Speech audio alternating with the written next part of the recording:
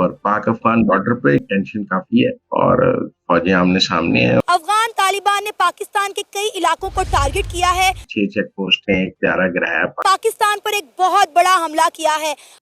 Pakistan is on ventilator. TTP एक दर्द sir बना हुआ है पाकिस्तान के लिए। अफगान तालिबान ने पाकिस्तान को ओपनली वार्न किया था कि हम आपकी इस एयर स्ट्राइक का बदला जरूर लेंगे। अभी उनकी इस धमकी को 24 घंटे का वक्त भी नहीं गुजरा था तो हमने देखा कि बहुत बड़ी तादाद में अफगान तालिबान पाकिस्तान के बॉर्डर पर पहुंच चुके हैं। तो ऐसा क्या हुआ कि आज अफगानिस्तान की सरजमीन पाकिस्तान के खिलाफ इस्तेमाल हो रही है, उस मुल्क के खिलाफ जो कि हमेशा पाकिस्तान अफगानिस्तान के साथ रहा है। नमस्कार, जय हिंद, वंदे मातरम। दोस्तों, राज हिंदुस्तान में आपका स्वागत। दोस्तों, अभी पाकिस्तान से बहुत बुरी खबर सामने आई है। बताया जा रहा है कि पाक के पाले पोसे तालिबान ने डूरन लाइन पर 6 चेक पोस्ट को निशाना बनाकर हमला किया और पाक सेना अफसरों की जमकर धुनाई कर कब्जा कर लिया है। जी हाँ दोस्तों, पाकिस्तान के अफगानिस्तान में हुई एयर स्ट्राइक के बाद 15 से 20 लड़ाके पाक के अंदर घुसे और भारी गोला बारूद से पाक पर हमला कर दिया। पिछले 3 दिनों से डूरन लाइन के पास जमा तालिबानी लड़ाकों ने पाकिस्तान की सीमा की चौकियों पर हमला कर कब्जा कर लिया है।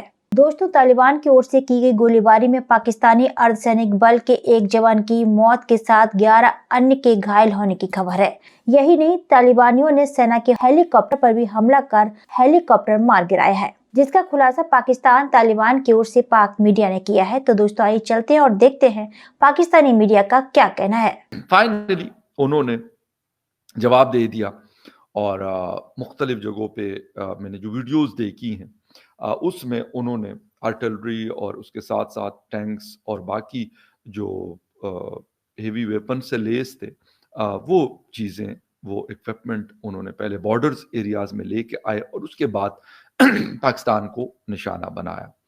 और मेरे ख्याल में ये होना था।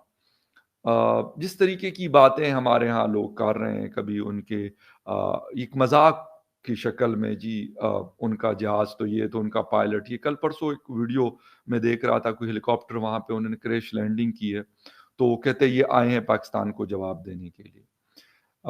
खैर, उन लोगों के लिए भी मेरे पास बहुत सारी चीज़ें हैं जो ऐसी बातें करते हैं कि जब अमेरिका यहाँ पे ड्रोन अटैक्स किया करता था तो हमने कितना जवाब दिया था उनके उन ड्रोन्स को, जो Q9 ड्रोन्स हुआ करते थे और अच्छा खासा नुकसान वो करते थे। ठीक है, बहुत सारे टीटीपी के लोगों को भी उन्होंने मारा था, लेकिन हमारे जो आम लोग थे, आज भी अगर आप ट्राइबल एरियाज में चले जाएं तो शायद ही कोई इलाका ऐसा हो जहां पर ड्रोन के मुतासिरीन ना हो। चलें, जो दहशतगर्द थे वो तो होते होंगे, लेकिन एक आम सिविलियन भी, एक आम आदमी भी, कुछ आम लोग भी, बल्कि बहुत सारे आम लोग भी वहां रहते हैं। तो उसके ऊपर हम क्या करते थे।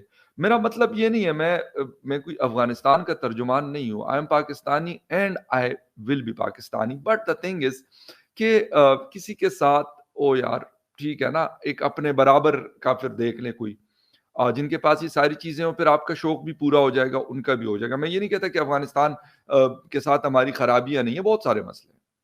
टीटीपी एक दर्द सर बना हुआ है पाकिस्तान के लिए और उसके हवाले से अगर मैं कहूँ इस वक्त तो काफी परेशानी है। लेकिन अब मैं ये सोच रहा हूँ, मैं इस सारे मुद्दे को एक साइड पे रखते हुए ये सोचने पे मजबूर हूँ कि हमने आखिर किस पड़ोसी के साथ बना के रखनी है। ये बहुत बड़ा हमारे लिए सवाल यहाँ पर पैदा होता है कि हमने अपने पड़ोसियों के साथ कैसे बना के रखनी। इंडिया के साथ हमारे ताल्लुक नहीं ठीक, बांग्लादेश के साथ हमारी 50 सालों से नहीं बनती, ईरान के साथ देख लें, वो हमने मिसाइल उनकी तरफ, वो हमारी तरफ, वो भी गया। अब रहता है एक अफगानिस्तान, अब क्या करेंगे? यानी कि हम एक गोल दायरे में, चारों तरफ हमारे वो बॉर्डर लगता है उनका, अगर वो चारों ने मिलकर हमला कर दिया तो हमारी कौम किधर जाएगी? सर, हम तो पहले ही आइसोलेट हो गए। आप देखें कि इस जंग में भी हमारे साथ कोई नहीं खड़ा। अफगानिस्तान को बैक करता है इंडिया, क्योंकि अफगानिस्तान ने इस एयर स्ट्राइक के बाद पाकिस्तान को कहा था कि भाई हम आपकी हरकतों से तंग आ गए हैं, आप गाय बगाए जो है हम पे एयर स्ट्राइक करते रहते, लिहाजा हम आपको आपकी इस कार्रवाई का जवाब देंगे। और उन्होंने ओपनली ऑफिशियली पूरी दुनिया में अनाउंस करके पाकिस्तान के ऊपर इतना बड़ा टारगेट किया है। जब तालिबान हुकूमत बरसरे इक़्तिदार आई तो ये तासुर था कि अब पाकिस्तान और अफगानिस्तान के जो मामलात हैं वो बेहतर हो जाएंगे, लेकिन ऐसा ना हो सका।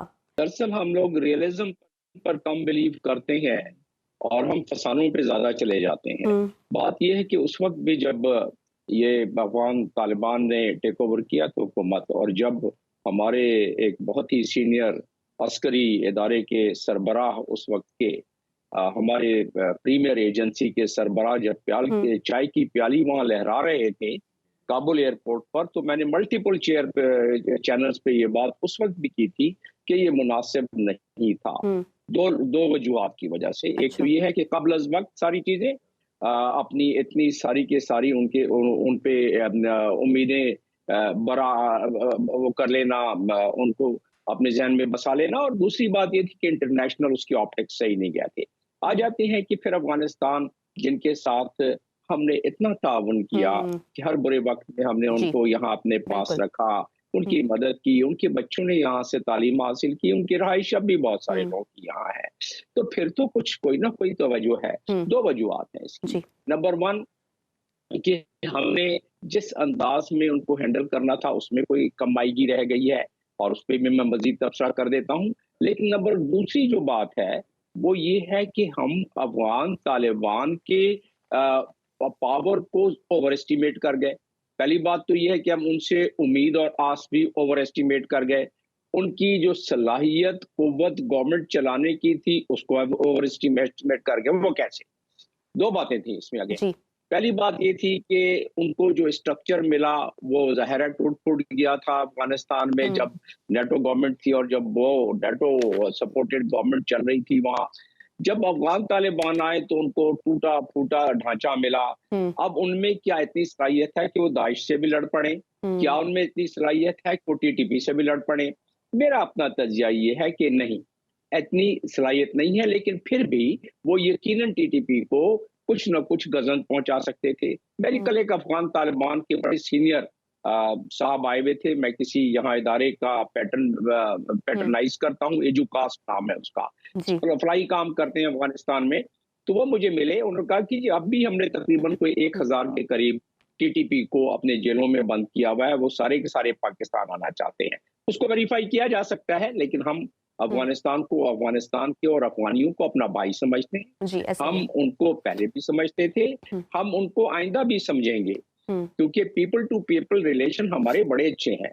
तो अगर कोई मिस हैंडलिंग किसी स्टेज पर हुई है, जो मैं समझता हूँ कि हुई है, तो उस सूरत में हमें उसको दोबारा राह रास्त पे लाना पड़ेगा। तो सर वो मिस हैंडलिंग क्या है?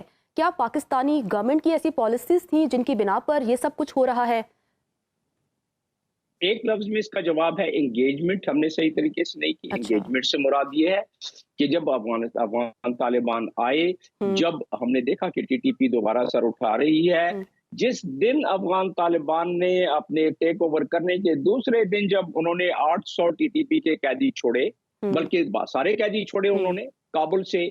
मैंने बहुत सारे टीवी पर उस वक्त भी चैनल्स पर मैंने तबसरा किया कि देखें वो छोड़ इसलिए रहे हैं कि टीटीपी के अफराद वो उनके साथ कंधे से कंधा मिलाकर सोवियत यूनियन के खिलाफ लड़ते रहे हैं। वो उनके कजन्स हैं, उनसे वास्तेदारी, ताल्लुकदारी, रिश्तेदारियां हैं, तो उनको छोड़ना पड़ रहा है। दूसरी बात ये कि नई नई हुकूमत में आए हैं, ना उनके पास पुलिसिंग का सही निजाम है, ना मिलिट्री का पूरा सही निजाम है।